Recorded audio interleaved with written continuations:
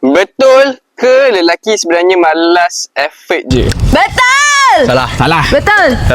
Betul. Salah. Betul. Betul. I effort tau. Betul. Okey, dulu. Ya, betul je.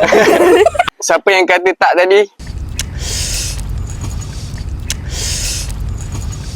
Kau cakap betul lah. Kau betul tak betul ni? Kenapa tak? Sebab perempuan je tak nampak effort lelaki sebenarnya. Cakap betul. Tak nampak lah, awak tak tunjuk.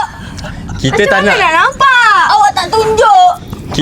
Kita tak ada apa je. Tidak di mana? Saya lelaki yang ada effort. Tengok saya sampai Berdiri, okey. kemas sekali effort tau.